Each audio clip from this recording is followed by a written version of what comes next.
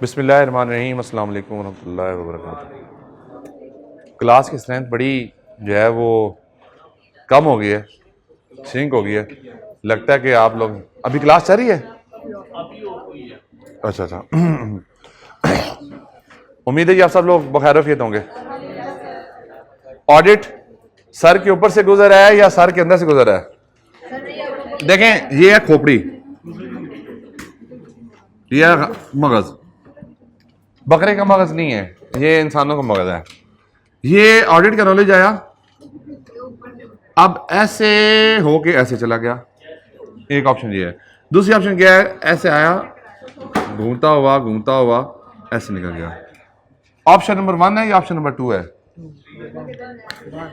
इसलिए तुम फेल हुए हो। This is the reason. अभी पिछली दफा तुम्हारे यहां से गुजरा था, अभी तुम्हारे ऐसे गुजरा, क्लास में भी नहीं समझ आ रहा और ऐसे ऊपर होके जा रहा है। दोबारा ऑप्शन 3 कर दिया ये ऑप्शन 3 है। तो देखो, ऑलरेडी तुम एक दफा आजमा चुके हो, तुमने बैठ के क्लास में सही तरीके से काम नहीं किया, इसलिए ऑप्शन 2 में थे पहले तुम। अब तुम ऑप्शन 2 से भी ऑप्शन 3 में चले गए हो। जी समझ आ रही है आप लोगों को? ऑडिट क्या पता वो मेरिट वाला ऑप्शन, मेरिट अब नहीं आ सकता तुम्हारा। हाँ जी खत्म। ले जी, अभी जो हमारी डिस्कशन चल रही है, it is relating to the receivables. इसमें कोई चीज़ अगर आपने डिस्कस करनी हो, जो पीछे हमने एक माइंड मैप सा थोड़ा सा बनाया था, चीज़ें डिस्कस की थी, तो आप कर सकते हैं। कोई क्वेश्चन जी? कोई सवाल नहीं है जी? हाँ भाई, सब क्लियर? बिल्कुल क्लियर। चलो जी, अभी जो आज हम डिस्कशन करेंगे, it is relating to the confirmation request. इसमें हमने 2 तरह की कंफर्मेशन देखी थी। One was the positive form of confirmation and second was the negative form of confirmation. तो अब इसके अपने कैरेक्टरिस्टिक्स होते हैं कि कब आपने नेगेटिव फॉर्म ऑफ कंफर्मेशन भेजनी है, और अगर वो 4 कंडीशन में से एक कंडीशन भी मीट ना हो तो आप वहां पे नेगेटिव फॉर्म नहीं भेज सकते, बल्कि आपने पॉजिटिव फॉर्म ऑफ कंफर्मेशन को भेजना होता है। तो वो तो आप लोगों को उम्मीद है बात क्लियर होगी। अब जो कंफर्मेशन का प्रोसेस होता है वो क्या होता है, कंफर्मेशन भेजने से पहले हम क्या काम करते हैं, क्या नहीं करते। सबसे पहले आप लिस्ट ऑफ कस्टमर्स लेते हैं, ओब्लिक रिसीवेबल्स लेते हैं। उस लिस्ट को आप फिर करते हैं स्ट्राटिफाई। स्ट्राटिफिकेशन होता है सब डिवीजन में उस लिस्ट को डिवाइड करना। फॉर एग्जांपल, हम सेल करते हैं, हमारी जो सेल है उसमें एक एक्सपोर्ट है और एक लोकल है। जो एक्सपोर्ट है इसमें एक ही कैटेगरी है, जो लोकल है इसमें 2 तरह की कैटेगरीज है, एक गवर्नमेंट की कैटेगरी है और एक नॉन गवर्नमेंट की है। गवर्नमेंट सेकंड कैटेगरी बन गई, नॉन गवर्नमेंट में फिर फर्दर 3 कैटेगरीज बनती हैं। एक डीलर्स हैं, एक डिस्ट्रीब्यूटर्स हैं और एक रिटेलर्स हैं। क्या हुआ? वो टेक्स्ट में है, लेकिन यहां पे तो एक बेसिक स्ट्रैटिफिकेशन है ना। अब आपको ये पता है कि आपने अपने डेटर्स को इन कैटेगरीज में क्या करना है, सब डिवाइड करना है। क्योंकि जो एक्सपोर्ट सेल है हो सकता है कि 20% ऑफ द टोटल सेल हो, गवर्नमेंट की सेल जो है वो 70% हो, और ये बाकी तीनों मिलकर क्या बनते हो, आपकी सेल का 10% बनते हो। अब ये सर्टिफिकेशन क्यों की है? सिर्फ इस चीज के लिए कि मैंने कहां पे नेगेटिव फॉर्म ऑफ कंफर्मेशन भेजनी है, कहां पे पॉजिटिव फॉर्म ऑफ कंफर्मेशन भेजनी है, और मैंने सैंपल साइज कितना सिलेक्ट करना है। फॉर एग्जांपल, गवर्नमेंट के अंदर मैं कहता हूं मेरे 2 कस्टमर्स हैं, तो 2 के 2 को क्या कौन सी कंफर्मेशन भेजनी चाहिए? पॉजिटिव भेजनी चाहिए। और 2 में से कोई एक को भेज लें या दोनों को भेजनी चाहिए? दोनों को भेजनी चाहिए। आपको याद होगा जब हमने सिलेक्शन ऑफ 100% आइटम्स की बात की थी, तो उसमें 3 कैरेक्टरिस्टिक्स ये पढ़ ली ना हमने। सिलेक्शन ऑफ आइटम जब 100%, शायद नहीं पढ़ा, लेकिन एनीवे जब नंबर ऑफ पॉपुलेशन होते ही थोड़े हैं और मेजर अमाउंट के होते हैं, तो उस केस में हम सारी की सारी पॉपुलेशन को सिलेक्ट कर लेते। नहीं किया हुआ डिस्कस? आपने जब कहा था कि ये 100% सिलेक्ट हो जाता तो हम एब्सोल्यूट एश्योरेंस क्यों नहीं देते? अब ये 2 कस्टमर है, 2 के 2 सिलेक्ट कर लेंगे। अब ये एक्सपोर्ट है, यहां पे फॉर एग्जांपल आपके 300 कस्टमर्स हैं, यहाँ पे अगेन हमने देखना है पॉजिटिव या नेगेटिव, तो वो 4 करैक्टरिस्टिक्स हमें पता होने चाहिए कि जो 4 करैक्टरिस्टिक्स हैं उसमें फॉल करता है तो फिर यहाँ पे भी हम उसके मुताबिक ही डिसीजन करेंगे। पीछे रह गए डीलर, डिस्ट्रीब्यूटर एंड रिटेलर्स, क्योंकि टोटल सेल का कितने परसेंट रिप्रेजेंट करते हैं? 10%। फॉर एग्जाम्पल मेरे पास डीलर है 1000, डिस्ट्रीब्यूटर है 2000, रिटेलर है 3000। अब यहाँ पे मुझे कौन सी कंफर्मेशन देनी चाहिए? यहाँ पे कौन सी देनी चाहिए? यहाँ पे कौन सी कंफर्मेशन भेजनी चाहिए? यहाँ पे हम नेगेटिव फॉर्म ऑफ कंफर्मेशन भी भेज सकते हैं। तो जब भी आपको कोई पॉपुलेशन मिलेगी, बेटा ये प्रैक्टिकली बातें हो रही हैं, ये बुक में ऐसे नहीं लिखा होगा लिस्ट को ऐसे सॉर्ट आउट करना है, ये मुख्तलिफ टॉपिक्स में बातें हुई हैं, मैं उनको क्लब करके इस स्पेसिफिक एरिया में किस तरह से एप्लीकेशन होनी है उसके बारे में डिस्कशन कर रहे हैं। आपको जो पॉपुलेशन मिली, आपने उस पॉपुलेशन को मुख्तलिफ सब पॉपुलेशन में डिवाइड कर लिया। Division into the sub population is called the stratification. जिनके सिमिलर करैक्टरिस्टिक्स होते हैं, जिनके सिमिलर नेचर होती है, आप उस तरह से अपनी लिस्ट को क्या कर लेंगे? सॉर्ट आउट कर लेंगे। फिर आप यहां पे डिसीजन करेंगे कि मैंने कहां पे कितने नंबर ऑफ सैंपल सेलेक्ट करने हैं और मैंने टाइप ऑफ कंफर्मेशन कौन सी भेजनी है। स्ट्रैटिफिकेशन कर लिया आपने। स्ट्रैटिफिकेशन के बाद आपने देखना है कि positive oblique negative form of confirmation क्या आपने पॉजिटिव भेजनी है, नेगेटिव भेजनी है। नंबर ऑफ कंफर्मेशन, कितने नंबर को आपने कंफर्मेशन भेजनी है?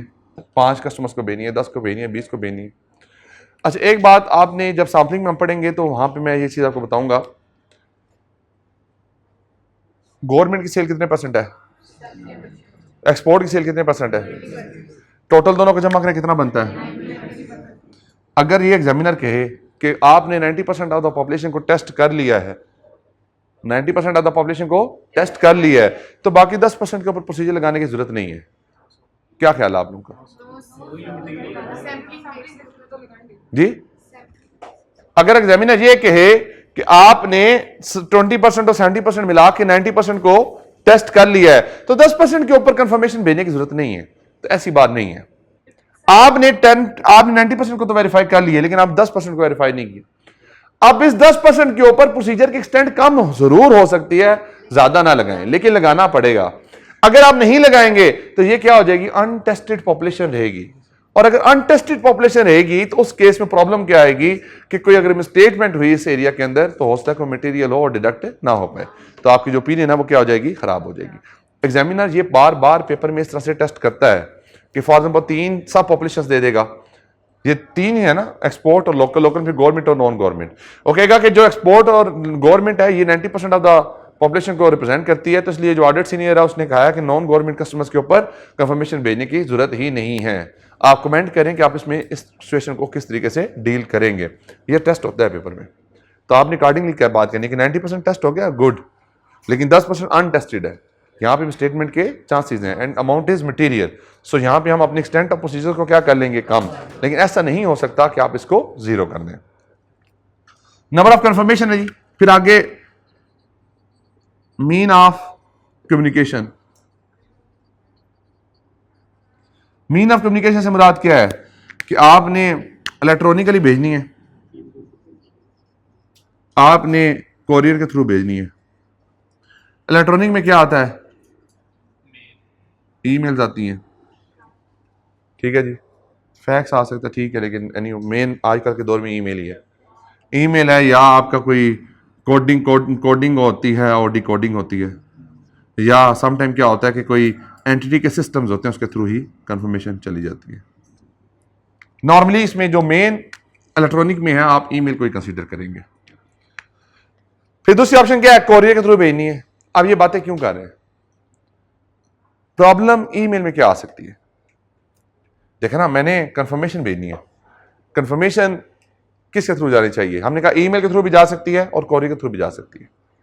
अगर ईमेल पे भेजते हैं कंफर्मेशन को, अगर ईमेल पे भेजते हैं कंफर्मेशन को, तो व्हाट आर द चैलेंजेस जो हमें फेस करने पड़ सकते हैं? क्या चीज? रॉन्ग ईमेल एड्रेस हो सकता है।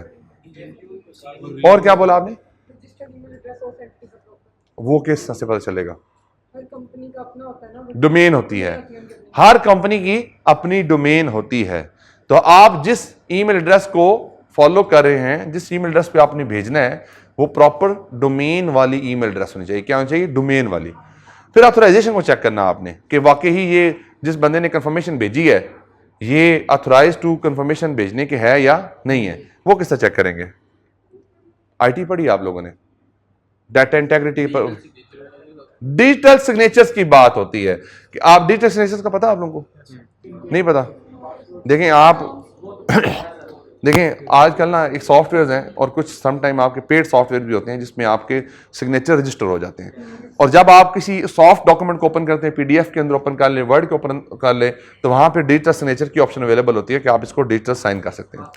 उसके ऊपर क्या होता है, वो आप जो बंदा सेंडर होता है वो अपने डिजिटल सिग्नेचर कर देता है। जब हम उसके ऊपर क्लिक करते हैं तो उसकी पूरी ट्रेल आ जाती है कि ये बंदा वाकई रजिस्टर्ड है, ये किस डोमेन के साथ रजिस्टर है, इसकी अथॉरिटी क्या है, इसकी डेजिग्नेशन क्या है, वो सारी की सारी डिटेल उस बंदे की आ जाती है। फॉर एग्जाम्पल आप मेरे से अब मैं आपको एक सिलेबस भेजता हूँ और मैं उसको डिजिटल सिग्नेचर करके भेजता हूँ। अब आप लोगों ने अब आप लोगों के लिए रिस्क क्या है कि हो सके ये सर की तरफ से ना आया हो, किसी XYZ की तरफ से आया हो, क्या ये ऑथेंटिक है या नहीं है। आप उसमें क्लिक करेंगे, डिजिटल सिग्नेचर होंगे, उसके ऊपर आप क्लिक करेंगे, उसकी पूरी डिटेल आ जाएगी। नौशरवान ख्वाजा चार्टर्ड अकाउंटेंट, इस फॉर्म में पार्टनर है, यहाँ टीचिंग करते हैं, ये इसकी प्रोफाइल है, ये बेसिक अंडरस्टैंडिंग है जिसकी बेस के ऊपर ये बंदा, ये सेंडर की बात हो रही है। वो क्या होता है, वो वेरीफाइड होता है। तो वहां से क्या होता है कि जिस बंदे ने कंफर्मेशन भेजी है वो ऑथेंटिक है भी या नहीं है। तो यहाँ पे ईमेल में सबसे बड़ा रिस्क ये होता है, ईमेल में सबसे बड़ा रिस्क क्या होता है कि वो कंफर्मेशन आ रही है, जो रिस्पॉन्स आ रहा है वो प्रॉपर ऑथराइज पर्सन का रिस्पॉन्स है या नहीं है। इस चीज को हमने क्या करना होता है, काउंटर करना होता है। तो इसके प्रोसीजर हम देखेंगे। फिर एक कोरियर के थ्रू, कोरियर में फिर चैलेंजेस आते हैं। चैलेंजेस क्या आते हैं? क्या चीज? और एड्रेस ही कौन है? सबसे पहले क्या आता है जी? एड्रेस ही से मुराद क्या है? क्या ये ऑडिटर को एड्रेस हुई है, क्या ये मैनेजमेंट को एड्रेस हुई है, किसको एड्रेस हुई है?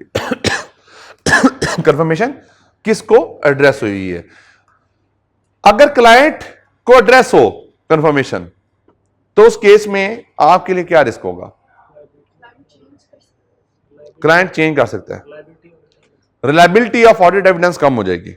याद होगा आपको कि वो इंफॉर्मेशन जो ऑडिटर को डायरेक्टली रिसीव होती है that is more reliable as compare to the information which is receive through the management. अब कंफर्मेशन की जो रिक्वेस्ट होती है ये क्लाइंट को लिखी जाती है और क्लाइंट का रिस्पॉन्स किसको होना चाहिए? डायरेक्टली टू द ऑडिटर होना चाहिए। अगर ऑडिटर को कंफर्मेशन का जो रिस्पॉन्स है वो डायरेक्ट रिसीव नहीं होता तो रिलायबिलिटी ऑफ ऑडिट एविडेंस क्या हो जाएगी? कंप्रोमाइज हो जाएगी। तो इसलिए हम क्या करते हैं कि वो किसको एड्रेस होनी चाहिए? ऑडिटर को चाहिए। अब यहां पे और चैलेंजेस भी आते हैं। सम टाइम क्या होता है, बाय हैंड कंफर्मेशन हो जाती है। क्या हो जाती है जी? कोरियर है, बाय हैंड भी हो जाती है। बाय हैंड से मुराद क्या है? क्लाइंट कहते हैं जी मैं आपको कंफर्मेशन साइन करा देता हूं, मैं आपको कंफर्मेशन साइन करा देता हूं। क्लाइंट अपने एक रिप्रेजेंटेटिव को भेजेगा, वो कंफर्मेशन लेके जाएगा, जिस क्लाइंट की कंफर्मेशन वहां पे जाएगा उनको गया थप्पल आई जो साइन किते जाओ, थप्पल आई जाता है साइन किते जाओ। आप देखें अगेन वो कंफर्मेशन किसके थ्रू मिल रही है? आपको क्लाइंट के थ्रू मिल रही है, आपको डायरेक्टली नहीं रिसीव हुई। जब डायरेक्टली रिसीव नहीं तो उसकी रिलायबिलिटी क्या हो जाएगी? कम हो जाएगी। फिर जो कंफर्मेशन है ये हमेशा क्या होती है? रिटर्न होती है। क्या होती है कंफर्मेशन? हमेशा आपकी रिटर्न होती है। ये रिसीव किसके होती है? Received directly by auditor, auditor को डायरेक्टली रिसीव होती है। जो कंफर्मेशन रिक्वेस्ट होती है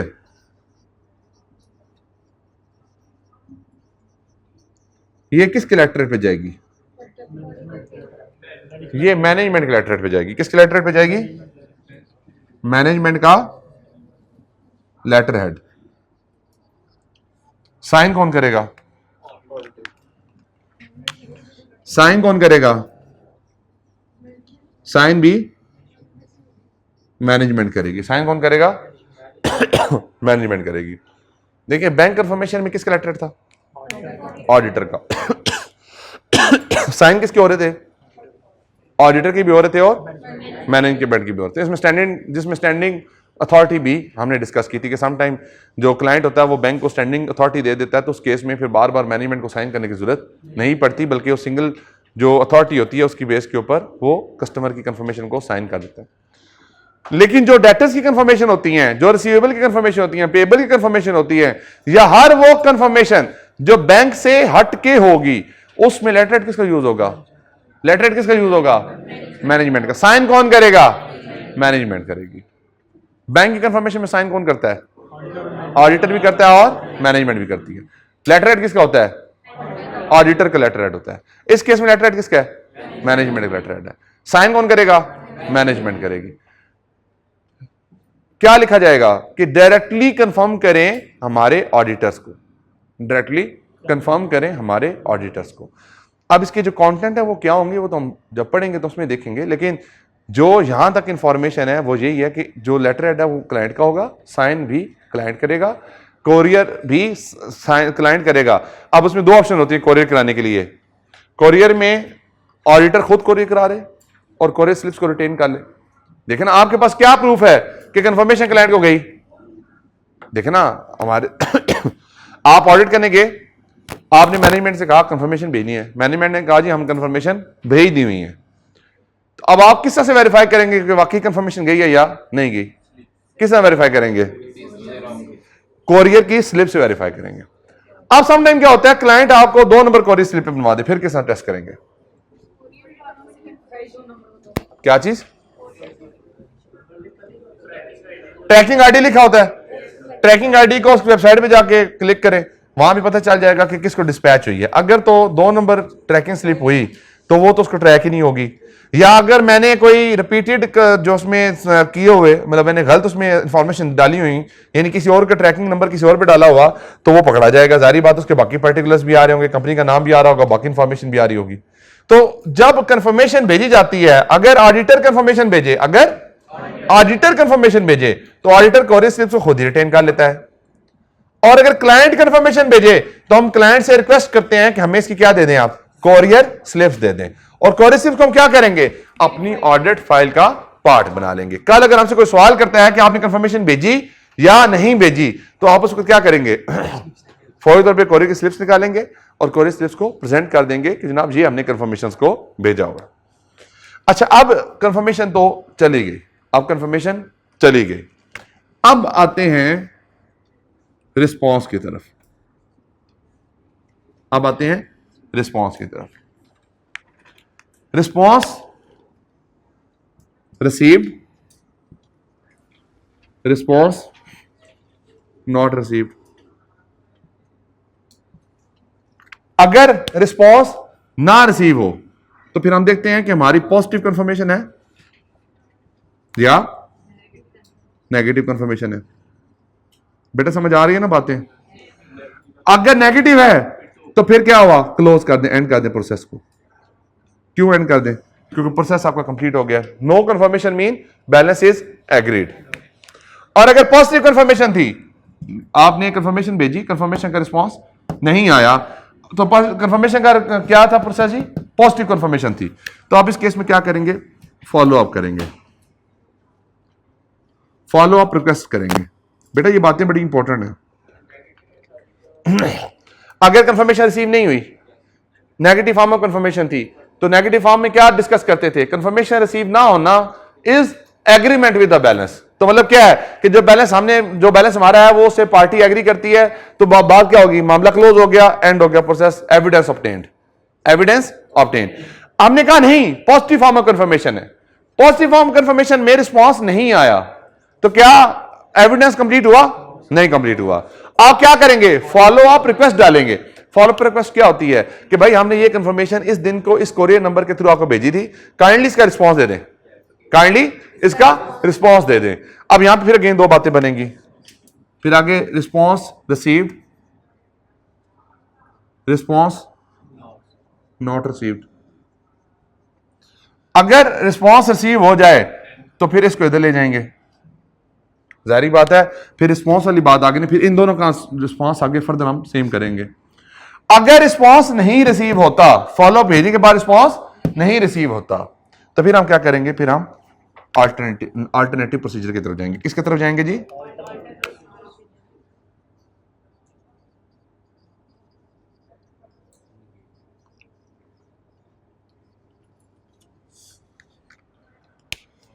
ये बात समझ आई आपको?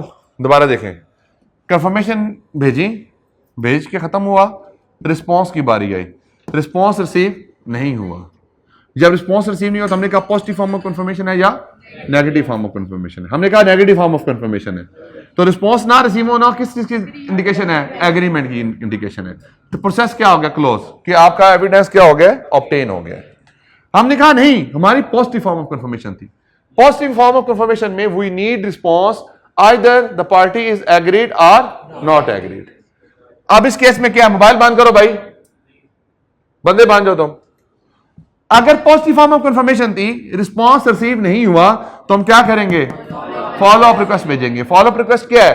कि आप क्लाइंट से कहेंगे कि हमें कंफर्मेशन का रिस्पॉन्स दे दें। फिर अगेन दो बातें होंगी, फॉलो अप करने के बाद या रिस्पॉन्स रिसीव हो जाएगा या रिस्पॉन्स नहीं रिसीव होगा। अगर रिस्पॉन्स रिसीव हो जाता है तो फिर ये यहां भी पार करेगा, जारी बात है, रिस्पॉन्स रिसीव। और अगर रिस्पॉन्स रिसीव नहीं होता तो फिर हम अल्टरनेटिव प्रोसीजर की तरफ जाएंगे। अल्टरनेटिव प्रोसीजर्स क्या हैं? अल्टरनेटिव प्रोसीजर होते हैं कि हम किस तरीके से उस बैलेंस को वेरीफाई कर सकते हैं। किस बैलेंस को? इस रिसीवेबल के बैलेंस को। अच्छा, आप आ जाए, ये डिस्कस करते हैं क्या होते हैं। फिर आता है रिस्पॉन्स रिसीव हुआ। रिस्पॉन्स रिसीव हुआ तो रिस्पॉन्स के रिसीविंग के लिए सबसे पहले कुछ हम काम करेंगे। सबसे पहले आप ये देखें कि रिलायबिलिटी। सबसे पहले आपने क्या देखना है? Reliability of response. Reliability of response से मुराद क्या है? कि जो कंफर्मेशन आई है वो रिलायबल है या नहीं है। अगर तो इनडायरेक्ट रिसीव हुई है, फिर क्या करेंगे?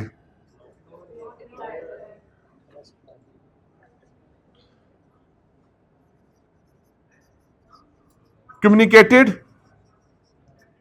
To client. क्लाइंट को कम्युनिकेटेड है, किसको होनी चाहिए कम्युनिकेटेड? ऑडिटर को कम्युनिकेटेड होनी चाहिए। रिसीव किसको थ्रू होनी चाहिए? डायरेक्ट रिसीव होनी चाहिए। ईमेल पे आई है, देखिए ना, आपने अगर ईमेल पे आई है फिर भी रिलायबिलिटी टेस्ट करनी है। अगर कम्युनिकेटेड टू क्लाइंट है फिर भी रिलायबिलिटी टेस्ट करनी है। अगर इनडायरेक्टली रिसीव हुई है फिर भी आपने रिलायबिलिटी टेस्ट करनी है। अच्छा, पहले दो केसेस में अगर इनडायरेक्ट रिसीव हुई है या कम्युनिकेटेड टू क्लाइंट है तो हमारे लिए क्या होगी? रिलायबल नहीं होगी, हमारे लिए रिलायबल नहीं होगी। तो हम यहां पे क्या कहेंगे? हम कहेंगे कि हमें कंफर्मेशन क्या आनी चाहिए? डायरेक्टली टू द ऑडिटर होनी चाहिए, रिसीव बाय द ऑडिटर होनी चाहिए। फिर तीसरे चौथे नंबर पे क्या है? ऑरल है या रिटर्न है। ऑरल होगी तो क्या है? रिलायबल नहीं है। क्यों ऑरल रिलायबल नहीं है? क्यों? डॉक्यूमेंटेड फॉर्म में नहीं है। तो किस फॉर्म में होनी चाहिए? रिटर्न फॉर्म में होनी चाहिए। तो ये रिलायबिलिटी के लिए 4 पैरामीटर्स हैं। इन 4 पैरामीटर के अलावा भी हो सकते हैं जो हम आगे जाके डिस्कस कर लेंगे। फिर दूसरे नंबर पे आता है रिस्पॉन्स। जो कंफर्मेशन रिसीव हुई है उसका रिस्पॉन्स क्या है? उसमें फिर दो बातें आती हैं फर्दर, एग्रीड, नॉट एग्री। यानी कि देखें, दो बातें हुई ना। आपने कंफर्मेशन भेजी 1000 रुपए की, 1000 रुपए के अगेंस्ट उसने 1000 ही कंफर्म किया, 1000 रुपए के अगेंस्ट उसने 800 कंफर्म किया। समझ आ रही है ना? ऊपर से तो नहीं गुजर रही? और भाई ऊपर से तो नहीं गुजर रही? पक्की बात है। आपने कंफर्मेशन भेजी, रिस्पॉन्स रिसीव हुआ। रिस्पॉन्स रिसीव होने के बाद आपने पहला टेस्ट क्या किया?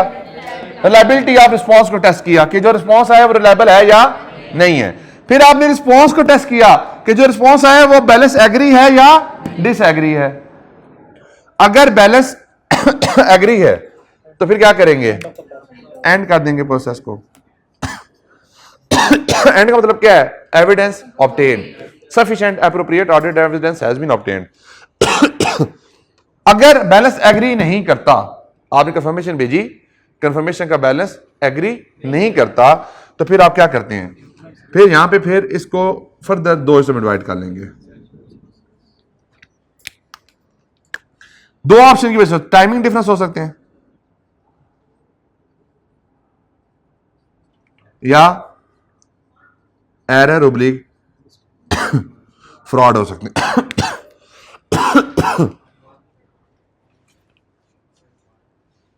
नहीं पानी की जरूरत नहीं है मुझे, बस कल मैंने साइकिल काफ़ी ज़्यादा चला लिया तो फिर वो डस्ट ज़्यादा थी। हाँ, मैंने कल 70 किलोमीटर साइकिल चलाई है, परसों रात को मैंने 50 किलोमीटर चलाई है। हाँ क्या चीज?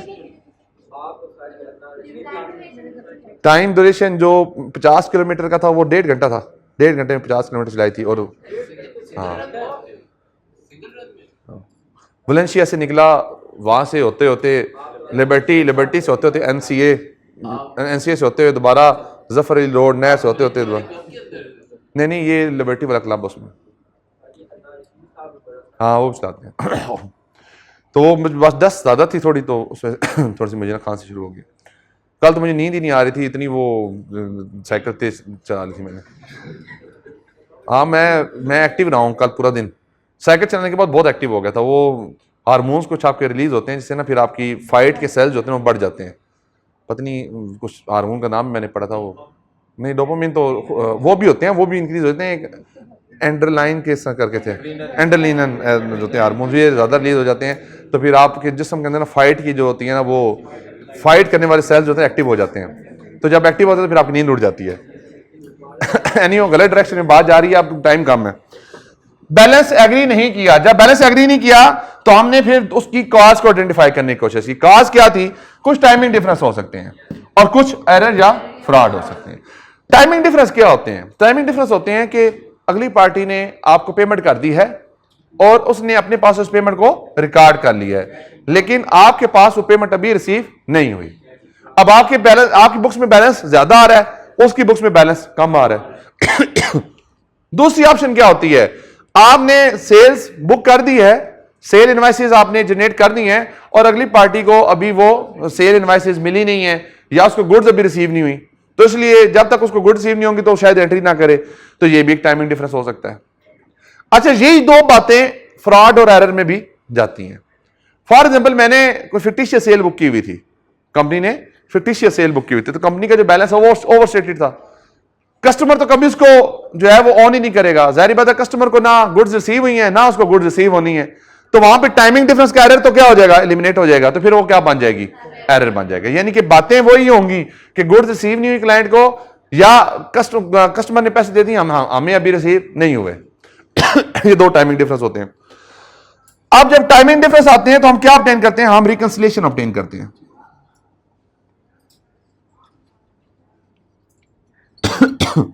रिकंसिलिएशन में आपको याद होगा जब हम इन्वेंट्री की बात करते थे, इन्वेंट्री के स्टॉक काउंट की बात करते थे, तो हमने कहा था कि अगर ईयर एंड के बाद स्टॉक काउंट हो तो हम उसके जिस दिन के ऊपर स्टॉक काउंट होता है उस दिन के ऊपर हम जाके अपना स्टॉक काउंट कंडक्ट करते हैं और उसके रिवर्स वर्क करते हैं। रिवर्स वर्किंग क्या होती है कि जो दरमियान में सेल हुई होती है उसको ऐड कर लेते हैं और जो प्रोडक्शन हुई होती है उसको माइनस कर देते हैं, तो हमारे पास ईयर एंड का स्टॉक आ जाता है। इसी तरह से अगर हमने कंफर्मेशन भेजी, कंफर्मेशन का रिस्पांस एग्री नहीं किया, तो हम मैनेजमेंट से देखते हैं टाइमिंग डिफरेंस है या एरर्स हैं। अगर टाइमिंग डिफरेंस हो तो हम मैनेजमेंट से क्या कहते हैं? आप हमें रिकंसिलिएशन दे दें। रिकंसिलिएशन क्या होगी? Balance as per confirmation, balance as per confirmation.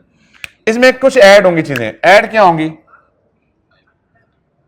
Invoices made but not received by customer। Less क्या होगा? Payments made by customer not recorded by company। तो क्या निकलेगा जी? बैलेंस एज पर जीएल निकल आएगा। क्या निकल आएगा? बैलेंस एज पर जीएल निकल आएगा। ये बात समझ आएगी आपको? सोच लें बेटा, क्योंकि मैं तो दिन में पिछले 15 साल से ये काम कर रहा हूं, तो मुझे तो ये इसलिए बड़ी कॉमन और आसान बातें लगती हैं। जब पहली दफा आप पढ़ रहे होते हैं या पहली दफा कोई चीज देख रहे होते हैं तो शायद आपको उतनी इंफॉर्मेशन नहीं होती। तो ये इस खुशी फहमी में नहीं रहना कि एक दफा आपने सुन लिया तो समझ आ गई, अगर नहीं समझ आई तो आप क्वेश्चन कर सकते हैं। जब कंफर्मेशन रिसीव हुई, बैलेंस एग्री नहीं करता, तो टाइमिंग डिफरेंस का इशू हो सकता है या एरर और फ्रॉड हो सकते हैं। यही से एरर और फ्रॉड अभी निकलेंगे। अगर टाइमिंग डिफरेंस हम क्या लेते हैं? रिकंसिलिएशन लेते हैं। रिकंसिलिएशन क्या होती है? बैलेंस एज पर कंफर्मेशन, यानी कि जो रिस्पॉन्स है उसके मुताबिक बैलेंस क्या है। फिर जारी बात है कुछ हमने इनवाइसेस कर दी हैं लेकिन अभी कस्टमर को रिसीव नहीं हुई, तो कस्टमर ने उसको अपनी बुक्स में रिकॉर्ड नहीं किया, एक वो ऐड कर दे। और कुछ उसने पेमेंट हमें कर दी है लेकिन मुझे पेमेंट अभी रिसीव नहीं हुई, तो उसको क्या कर दें, माइनस। तो बैलेंस एज पर क्या निकल आएगा, जीएल निकल आएगा। पहले बताएं ये रिकंसिलिएशन समझ आई आपको? इस रिकंसिलिएशन पे किसी का कोई इतराज नहीं है। अब जी इंफॉर्मेशन से जो बैलेंस है उसमें तो उसने पहले ही जो पेमेंट दी हुई है वो लेस कर दी हुई है, दोबारा लेस होगा? नहीं, देखो पेमेंट हमारे पास क्या है, मैं जीएल के साथ रिकंसाइल कर रहा हूं ना, ऊपर से स्टार्ट कर देना ना, उसमें ऐड करना पड़ेगा क्योंकि उसने पेमेंट पहले ही लेस करके बताया हमें बैलेंस कंफर्मेशन वाले ने। चलो आप वाइस वर्सा कर लो, आप इसको बैलेंस एज पर जीएल कर लो, आप बैलेंस एज पर जीएल कर लो, ठीक कह रही है।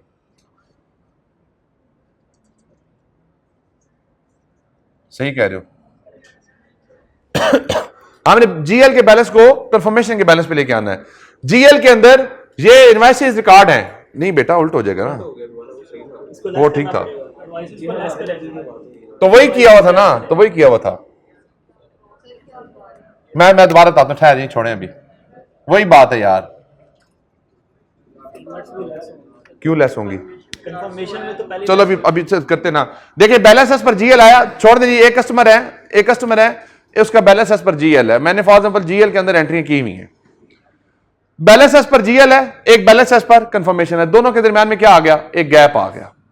अब मैंने कुछ इनवाइसेस की थी जो कस्टमर को अभी रिसीव नहीं हुई, इस जीएल में रिकॉर्डेड है, क्या कर दें, माइनस कर दें। फिर कुछ पेमेंट है जो कस्टमर ने कर दी है लेकिन इस जीएल में रिकॉर्डेड नहीं है, तो बेटा लेस नहीं करेंगे ना, मैं ऐड करूंगा ना, पेमेंट है ना। बैलेंस पड़ा हुआ है अभी, उसमें बैलेंस पड़ा हुआ है, जीएल में पड़ा हुआ है बैलेंस, जीएल में रिसीवेबल पड़ा हुआ है सर, रिसीवेबल पड़ा है जीएल में, माइनस करना पड़ेगा। Payment made by customer not received by company को पैसे अभी रिसीव नहीं हुए लेकिन कस्टमर ने पेमेंट कर दी हुई है, लेस होगा, लेस करेंगे जी, सही कह रहे हैं।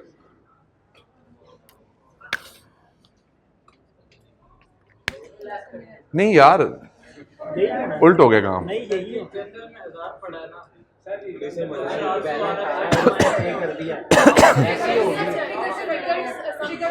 अजम से ले लेते हैं, चलें जी। बैलेंस एज पर जीएल है 1000 का और बैलेंस एज पर कंफर्मेशन है 800 का, ठीक है जी। हमने कहा जी कि invoices made by the company not received by the customer, तो ये जो 1000 रुपये इसमें 100 रुपये इंक्लूडेड है, वो जो हमने इनवॉइसेस कर दिए लेकिन कस्टमर के पास अभी रिसीव नहीं हुआ, तो हम माइनस कर देंगे 100 रुपया। फिर हमने कहा जी payment made by the customer, जब पेमेंट मेड बाय कस्टमर तो उसने यहां से माइनस कर दिया ऑलरेडी, तो यहां से माइनस नहीं हुई, तो यहां ये माइनस करेंगे, ठीक है जी।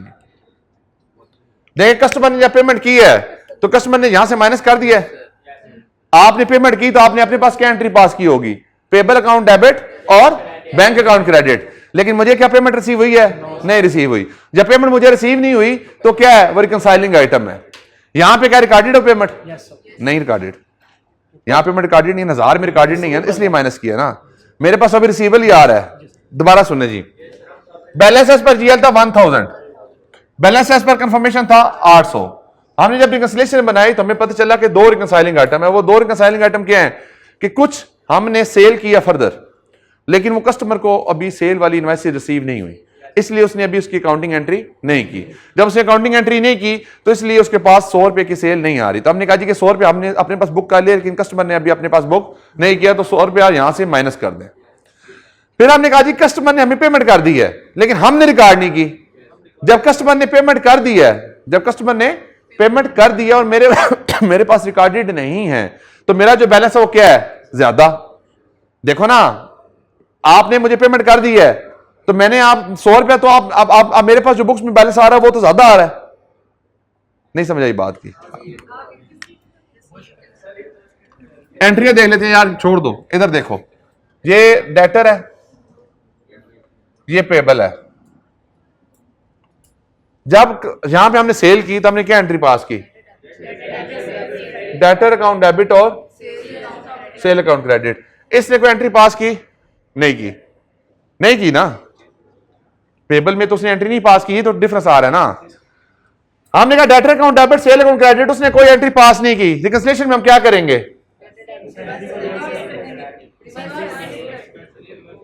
डेटर को सिर्फ क्रेडिट कर देंगे रिकंसिलिएशन के अंदर। सेल तो ठीक है ना, रिकंसाइलिंग को रिकंसिलिएशन बना रहे हैं ना हम, डेटर को क्या कर देंगे, माइनस कर देंगे रिकंसाइल करने के लिए। सिर्फ एक्चुअली सेल हो चुकी है, रिसीवेबल का बैलेंस भी ठीक है, सेल का बैलेंस भी ठीक है, सिर्फ मैं रिकंसाइल कर रहा हूं कि डिफरेंस कहां पे है। ठीक है, फिर क्या हुआ, फिर इसने कुछ पेमेंट कर दी, इसने कहा जी पेबल अकाउंट डेबिट और कैश अकाउंट क्रेडिट। हमने कोई एंट्री पास की नहीं। अब देखें, अब ये क्या होगा, उसने अपना पेबल डेबिट कर दिया है, उसने बैलेंस कम कर दिया है, तो मैं क्या करूंगा, मैं अपने डेटर को कम कर दूंगा रिकंसिलिएशन के अंदर। रिकंसिलिएशन के अंदर कम कर रहा हूं, एक्चुअली नहीं काम कर रहा, एक्चुअली नहीं काम कर रहा। देखें, जो बैलेंसेस पर जीएल होता है वही बुक्स में आता है, बीआरएस भी याद करें, बैलेंसेस पर जीएल क्या आता है, अकाउंट्स के अंदर रिप्रेजेंट होता है। लेकिन रिकंसिलिएशन जरूर बनाई जाती है, किसके साथ, कस्टमर के साथ। कस्टमर कौन होता है वहां पे, बैंक। तो रिकंसिलिएशन की एंट्रीज नहीं होती, रिकंसिलिएशन की एंट्री नहीं होती। हाँ, अगर यहां पे कोई एरर होता, यहां पे कोई एरर होता तो फिर उसकी एडजस्टिंग एंट्री पास करी जाती।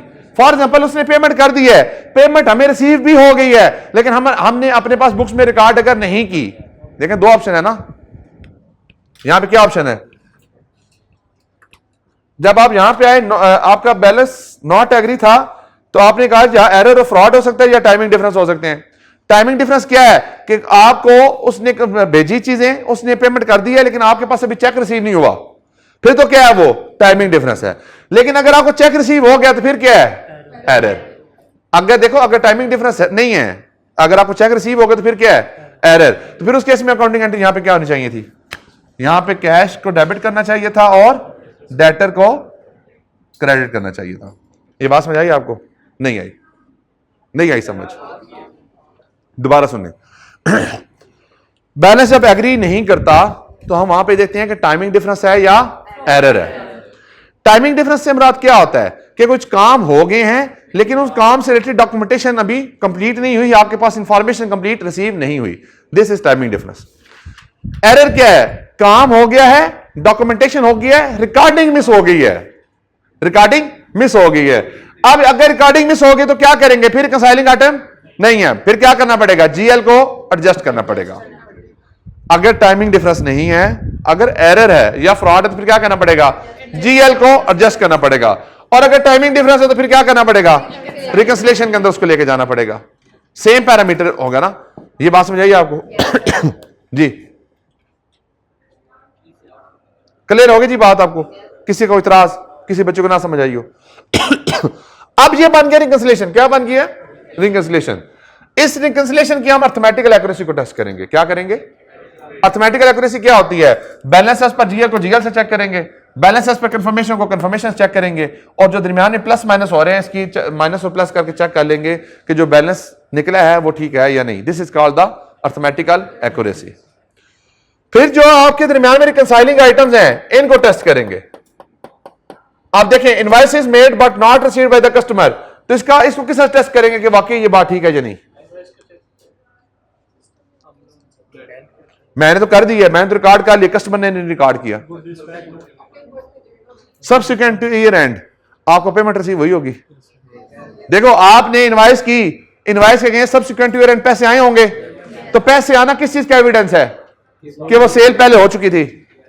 पैसे आना किस चीज का एविडेंस है कि वो सेल हो चुकी थी। तो भाई इसके अगेंस्ट जब पेमेंट रिसीव होगी, इसके अगेंस्ट जब payment subsequent to year and receive होगी, तो किस चीज का एविडेंस होगा कि ये आपकी सेल वाकई ही हुई थी, ये सेल आपकी वाकई ही हुई थी। ये बात समझ आई आपको। फिर दूसरे नंबर पे क्या है, payment made by customer but not recorded by the company. अब इसमें अगर टाइमिंग डिफरेंस है तो टाइमिंग डिफरेंस क्या होगा, subsequent to year end payment आई होगी। देखिए, चेक मुझे बाद में रिसीव होगा, या अगर एरर होगा तो फिर क्या होगा, चेक मुझे पहले रिसीव हो गया होगा। अगर मुझे ईयर एंड से पहले चेक रिसीव हो गया था, अगर ईयर एंड से पहले मुझे चेक रिसीव हो गया था, तो फिर क्या है, ये एरर है या टाइमिंग डिफरेंस है। मौलवी तू बिल्कुल सोया हुआ है क्लास में, ईयर एंड से पहले चेक तुम्हें रिसीव हो जाए तो एरर है, एरर नहीं है, जुआरी हो तुम, एरर है।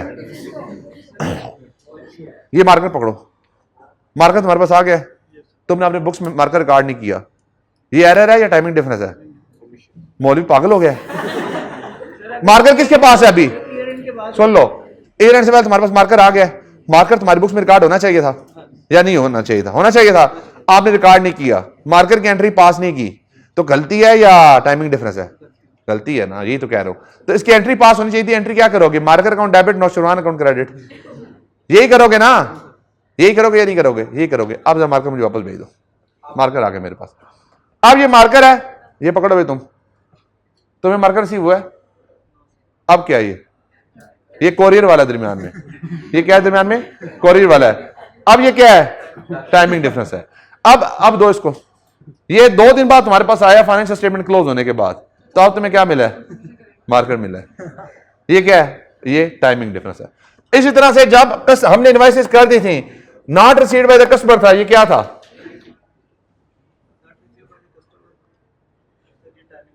टाइमिंग डिफरेंस था। और अगर payment made by the customer not recorded by the company है, तो ये क्या है? ये टाइमिंग भी और डिफरेंस हो सकता है या एरर भी हो सकता है। अगर ईयर एंड से पहले पेमेंट आ जाए और रिकॉर्ड ना हो तो फिर क्या होगा? एरर। और अगर ईयर एंड पे रिसीव नहीं हुई पेमेंट, ईयर एंड के बाद रिसीव हुई, तो फिर क्या है? Timing difference. समझ आई बात की? आप क्लियर है? मार्कर दे दो। अब इसकी क्या करेंगे? फिर हम अर्थमेटिकल एक्यूरेसी को टेस्ट करेंगे और इसके जो रिकंसाइलिंग आइटम है उनको भी हम टेस्ट करेंगे। यहां पे जो इनवॉइसेस की गई हैं उन इनवॉइसेस को भी टेस्ट करेंगे, उनके बैक एंड सपोर्टिंग एविडेंस को टेस्ट करेंगे, उसके अगेंस्ट एग्रीमेंट को टेस्ट करेंगे, उसके अगेंस्ट जो डिस्पैच हुआ है उसको टेस्ट करेंगे, और उसके अगेंस्ट जो subsequent to year end payment आई है उसको भी टेस्ट करेंगे। देखें, सेल किया ना मैंने सेल बुक की है, मैंने सेल बुक की है। कस्टमर को मिली है सेल? नहीं मिली ना। मैंने सेल बुक कर लिया, कस्टमर को सेल बुक हुई अभी नहीं हुई। आपके पास क्या प्रूफ है कि ये सेल आपकी है? गुड डिस्पैच बोले ना, इनवाइस को टेस्ट कर लेंगे। इनवाइस फेक भी बुक हो सकती है। फिर परचेज ऑर्डर देखेंगे, परचेज ऑर्डर चेक करेंगे कि क्या वाकई कस्टमर ने उस गुड्स के अगेंस्ट ऑर्डर किया था या नहीं किया था। फिर उस परचेज ऑर्डर के अगेंस्ट उसकी इनवाइस को टेस्ट करेंगे। फिर उस इनवाइस के अगेंस्ट गुड्स जो डिस्पैच हुई हैं, देखें आपके पास अगर ट्रांजैक्शन का पूरा ऑर्डर ट्रेल नहीं है तो ट्रांजैक्शन फिक्टिशियस है। अगर ट्रांजैक्शन का ऑर्डर ट्रेल नहीं है तो ट्रांजैक्शन क्या है? फिक्टिशियस है। तो फिर फ्रॉड के केस में आ जाएगी। और अगर ट्रांजैक्शन हुई है, उसका ऑर्डर ट्रेल कंप्लीट है, तो फिर क्या हो जाएगा? टाइमिंग डिफरेंस हो जाएगा। अब देखें ट्रांजैक्शन ट्रेल क्या होता है सेल के केस में। कस्टमर का ऑर्डर आता है, ऑर्डर के बाद डिस्पैच होती है, डिस्पैच के साथ साथ पैरेलल इनवॉइस बनती है, आउटवर्ड गेट पास बनता है, डिलीवरी चलान बनता है। ये 3 काम होते हैं।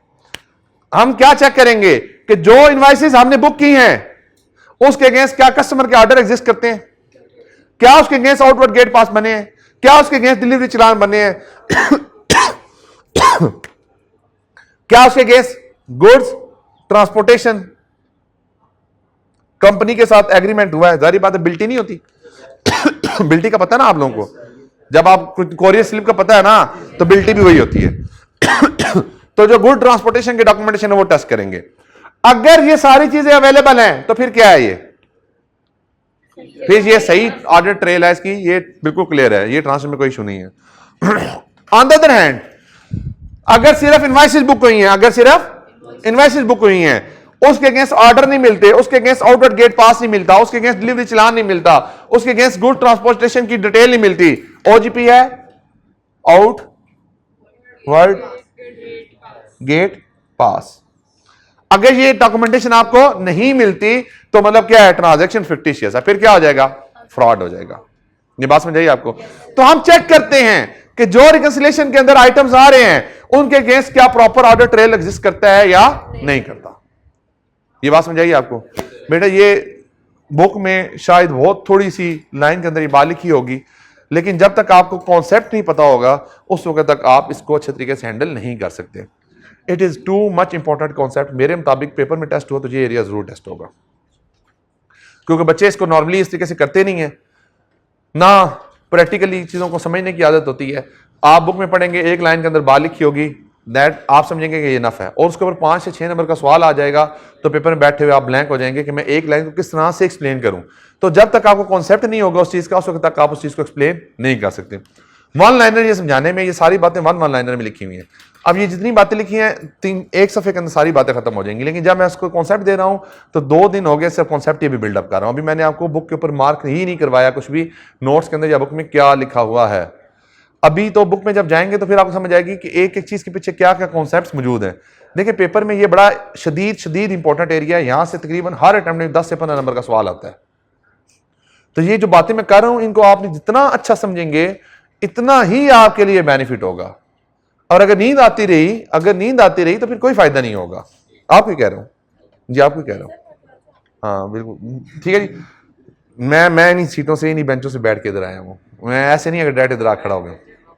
हाँ मैं बैक बेंच होता, सीए में नहीं, अपनी कॉलेज लाइफ में। अच्छा एनी जी, यहां पे बैलेंस एग्री नहीं किया तो आप सबसे पहले देख लेते हैं टाइमिंग डिफरेंस है या एरर है या फ्रॉड है। अगर टाइमिंग डिफरेंस हो तो हम रिकंसिलेशन लेते हैं और रिकंसिलेशन के प्रोसीजर लगाते हैं। और अगर एरर और फ्रॉड हो तो हम उसको कार्डिनली डील करते हैं, एंट्रीज करवाते हैं, उसके बाकी जो फैक्टर्स हैं वो देखते हैं। एरर के बारे में तो हमने डिस्कस कर लिया, फ्रॉड के बारे में अभी हम डिस्कस नहीं किया। फ्रॉड को जब हम फ्रॉड इस फैक्टर पढ़ेंगे तो वहां पर डिस्कस करेंगे फ्रॉड को किस तरह से डील करना है। अब दूसरी बात क्या थी, आपने कंफर्मेशन भेजी, रिस्पॉन्स रिसीव नहीं हुआ। नेगेटिव थी तो एविडेंस ऑब्टेन हो गया, पॉजिटिव थी तो हमने क्या किया, फॉलोअप किया। फॉलोअप का रिस्पॉन्स रिसीव हो तो वो सेम यही वाला बात हुई। और अगर रिस्पॉन्स रिसीव नहीं हो तो फिर हम क्या करेंगे, अल्टरनेटिव प्रोसीजर लगाएंगे। फिर हम क्या करेंगे, अल्टरनेटिव प्रोसीजर लगाएंगे। ये देखिए कितने सिनेरियोज हैं, ये भी देख लें, ये बहुत ज्यादा सिनेरियोज हैं। 1 2 3 4 5 6 7 8 9 10 11 12 13 14 आपके ये जो ना सब कॉन्सेप्ट्स हैं। तो ये एक बार बार मैं क्यों फोकस कर रहा हूं, ये 14 कॉन्सेप्ट्स पूरी एक लाइन ऑफ आपकी जो कहते हैं ना एक नॉलेज बेस है।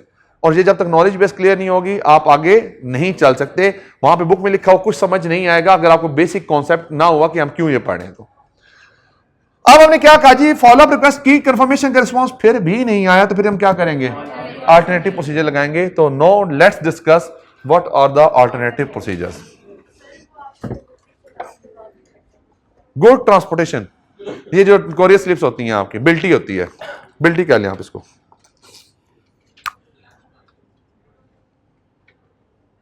क्या होती है जी, बिल्टी होती है। बिल्टी का पता है ना आप लोगों को या नहीं पता? जी जी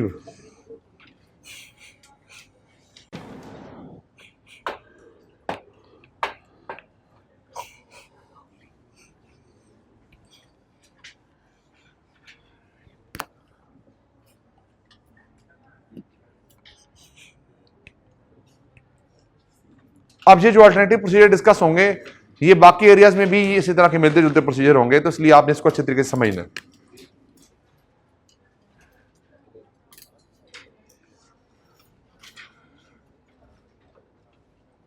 मैं अगेन बात करूंगा, एक लाइन में लिखा हुआ है बुक में सिर्फ 1 से 2 लाइनें लिखी हुई हैं, तो आपने इसलिए उन 2 लाइनों को समझने के लिए कॉन्सेप्ट पीछे पूरा आपके पास होना चाहिए। एक होता है एक्सपोजर। एक्सपोजर कहते हैं आउटस्टैंडिंग बैलेंस को, आउटस्टैंडिंग बैलेंस को कहते हैं। एक्सपोजर किस तरह से बिल्डअप होता है, थ्रू एंट्रीज। एंट्रीज क्या होती हैं आपकी, सेल की और रिसीट की। डेटर्स में सेल और रिसीट होती है ना, परचेज नहीं होती।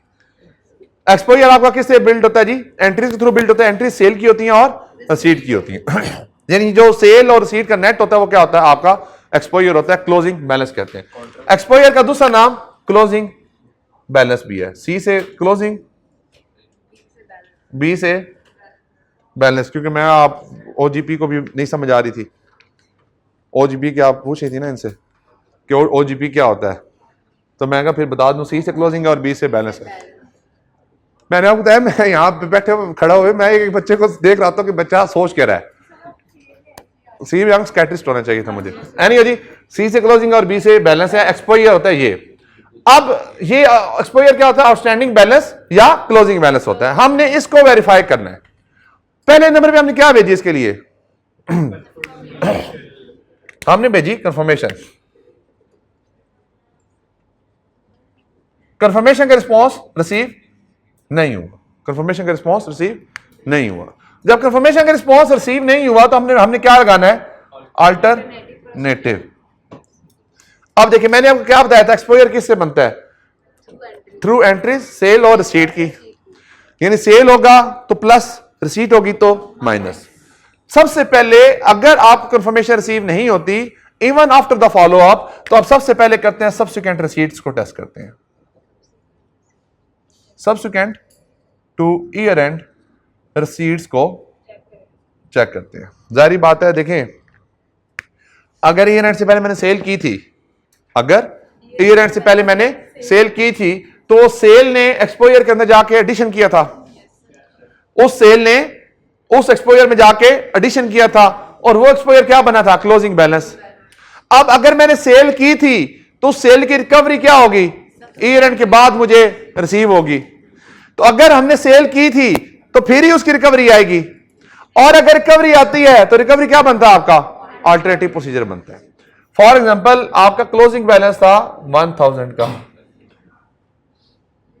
सब्सिक्वेंट रिसीट्स आपकी हुई 200 की, तो नेट करने के बाद क्या बचा आपका, नेट एक्सपोजर बचा, नेट एक्सपोजर बचा कितना, 800 का। अब पहले नंबर पे हमने क्या टेस्ट किया, सब्सिक्वेंट टू ईयर एंड की रिसीट्स को टेस्ट करेंगे। अब ये काम करने के लिए हम क्या करेंगे, हम ईयर एंड के बाद की बैंक स्टेटमेंट लेंगे। क्या लेंगे जी,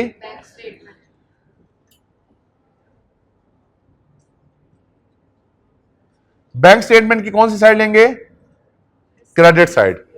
बैंक स्टेटमेंट क्रेडिट साइड लेंगे ना, क्रेडिट रिकवरी होती है। बैंक स्टेटमेंट की क्रेडिट साइड क्या होती है, रिकवरी होती है। बैंक स्टेटमेंट की क्रेडिट साइड क्या होती है, रिकवरी होती है। तो क्रेडिट साइड के ऊपर रिकवरी आ रही है, हमने उस क्रेडिट साइड को किससे कंपेयर किया, जीएल के साथ, उस डेबिट के साथ।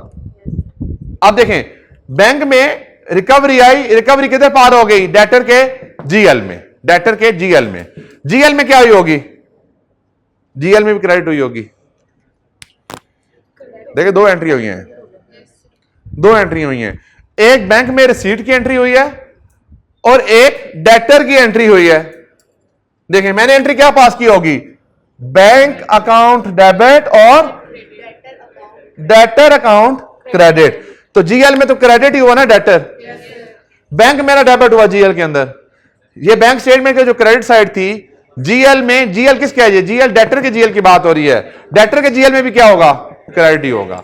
उसका डेबिट कहां पे होगा, बैंक में होगा। नहीं बात समझ आई, ऊपर से गुजर रही है, नहीं आई भाई। मेरे बैंक में जो पैसे आए हैं बैंक स्टेटमेंट में क्या हुए हैं, वो क्रेडिट हुए हैं। अब बैंक स्टेटमेंट जब क्रेडिट हुआ है तो मैंने उसकी एंट्री पास करनी है अपने पास जीएल में, तो मैं एंट्री क्या पास करूंगा, बैंक अकाउंट को डेबिट करूंगा और डेटर को क्रेडिट करूंगा। तो जीएल में मैंने डेटर के अकाउंट को क्या कर दिया है, क्रेडिट कर दिया है। ये बात समझिए आपको।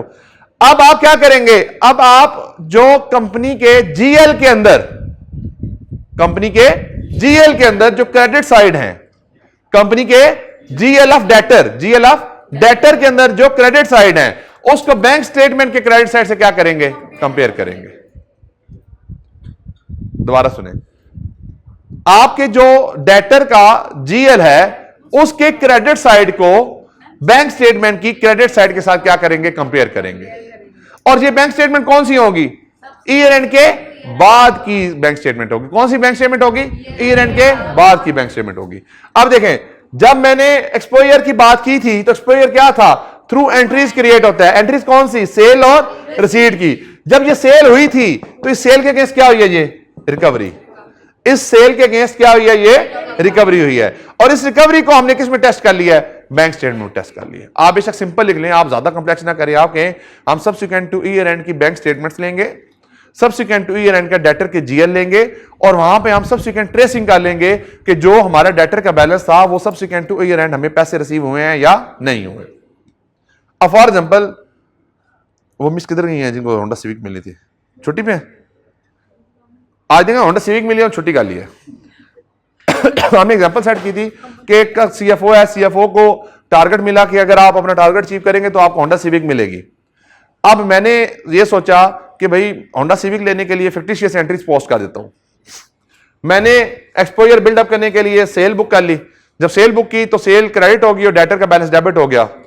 अब ये जो सेल का ये सेल है, इसके अगेंस्ट क्या रिकवरी आएगी? नहीं आएगी, क्योंकि फेक सेल है, फिक्टिशियस सेल है। तो फिर उसकी सब्सिक्वेंट ईयर एंड रिसीट भी नहीं होगी, उसकी सब्सिक्वेंट ईयर एंड रिसीट भी नहीं होगी। अब अगर सब्सिक्वेंट ईयर एंड रिसीट ना आए तो क्या हम ये अज्यूम कर लें कि सारा फ्रॉड है?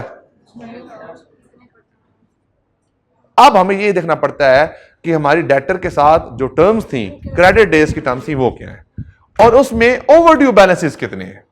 आपने पहले ये चेक कर लिया जो क्लोज। अब देखिए हम किसकी बात कर रहे हैं? अल्टरनेटिव प्रोसीजर की बात कर रहे हैं। हमने कहा जी सब्सिक्वेंट ईयर एंड की रिसीट्स को चेक करेंगे। अब हमने कहा 1000 रुपए का बैलेंस था, 200 की रिकवरी होगी, 800 अभी भी क्या है? नेट एक्सपोजर है। तो क्या मैं ये अज्यूम कर लूं कि ये 800 सारे का सारा फ्रॉड है? नहीं, ऐसी बात नहीं है। अब मुझे फर्दर इसको टेस्ट करना पड़ेगा। अब इस 800 के भी मुझे क्या करने पड़ेंगे? एविडेंस लेना पड़ेगा। अब 800 का एविडेंस क्या होगा? 800 का एविडेंस क्या होगा बताएं? मैंने कहा जी 1000 रुपए का बैलेंस था, 200 की रिकवरी हुई, 800 भी नेट बैलेंस पड़ा हुआ है, 800 भी टेस्ट नहीं हुआ। 800 पे क्या प्रोसीजर लगाएंगे? नहीं जी, आपकी होम असाइनमेंट है ये। क्वेश्चन ये है कि अगर डेटर्स की कंफर्मेशन रिसीव नहीं होती, अगर डेटर्स की कंफर्मेशन रिसीव नहीं होती तो what are the alternative procedures जो हम परफॉर्म करते हैं। एक मैंने आपको बता दिया है जिसका नाम है सब्सिक्वेंट रिसीट्स को टेस्ट करना। बाकी इसके अलावा जो प्रोसीजर होंगे वो आप लोग खुद देख के आएंगे, समझ के आएंगे। मैंने सवाल करना है और मैंने उसका रैशनल आंसर चाहिए आप लोगों से।